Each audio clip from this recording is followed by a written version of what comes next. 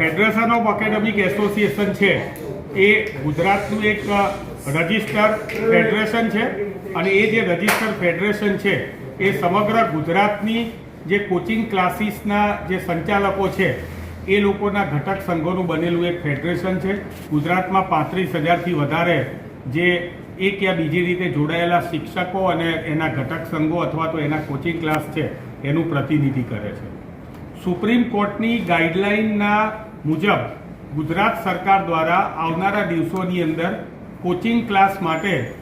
એક કાયદો સૂચિત આવવાનો છે અને એ કાયદાની અસરો અને એના સૂચનો માટે થઈને આજની અમે આ મિટિંગ રાખેલી હતી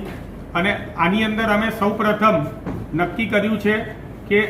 સરકારશ્રી જે કાયદો લાવી રહી છે એ કાયદાને લાવવા માટે જે પણ તેઓ પ્રયત્ન કરી રહ્યા છે એનું અમે સ્વાગત કરીએ છીએ. પરંતુ સાથે સાથે અમે આજે સમગ્ર દિવસ દરમિયાન જે મંથન કર્યું એમાં બિહારનો ક્લાસીસનો અધિનિયમ, ગોવાનો અધિનિયમ, મણિપુરનો અધિનિયમ, કર્ણાટકનો અને રાજસ્થાનનો જે તાજેતરમાં 2025માં આવ્યો, આ બધા જ કાનૂની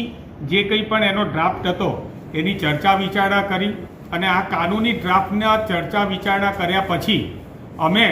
સરકારને એક લેટર લખવાના છે જેમાં we are the stack holder, અમારા માટે કાયદો બનાવી રહ્યા છો તો અમે આના સૌથી પહેલા સ્ટેક હોલ્ડર છે તો અમારા રજિસ્ટર્ડ એસોસિએશનને કમિટીની અંદર સ્થાન આપવામાં આવે અને જે કંઈ પણ કાયદો બને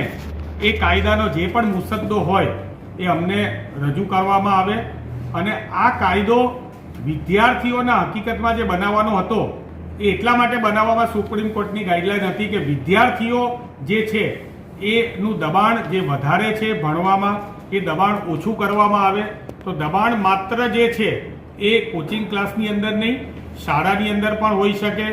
ઓનલાઈન ને ઓફલાઈન જે બંને જગ્યાની એક્ટિવિટી માટે હોય તો ઓનલાઈન ક્લાસીસને પણ આની અંદર બાકાત ના રાખવા જોઈએ અને કોચિંગ ક્લાસની વ્યાખ્યાની અંદર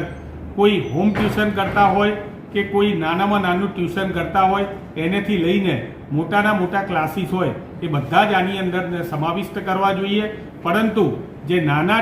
કોચિંગ ક્લાસીસ છે એને સેલ્ફ ડિક્લેરેશનથી રજિસ્ટ્રેશન કરવું જોઈએ અને જે પ્રમાણે ગોવાના કાયદાની અંદર રજિસ્ટ્રેશનની કોઈ ફી નથી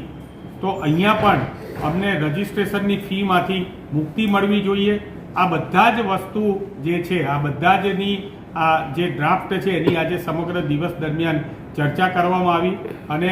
આગળ ઠરાવવામાં આવ્યું કે અમે કાયદાનું બને તો સરકારને અમે સમર્થનમાં છીએ પરંતુ અમારી કમિટીને આની અંદર સ્થાન મળવું જોઈએ અને અમારી જે હિતો છે એ હિતોનું રક્ષણ થવું ખૂબ જ જરૂરી છે. આ બાબતે આજે અમે અહીંયા આ આખા દિવસ દરમિયાન મિટિંગ કરી હતી અને આવનારા દિવસોની અંદર સમગ્ર ગુજરાતના અંદર જે મોટા મોટા શહેરોમાં છે એમાં અમારું એસોસિએશન મિટિંગ લેશે અને આ કાયદાના મુસદ્દાઓના જે કંઈ પણ સૂચનો છે એ સૂચનોના અમલીકરણ માટે થઈને સરકારશ્રીને અમે અનુરોધ કરીશું.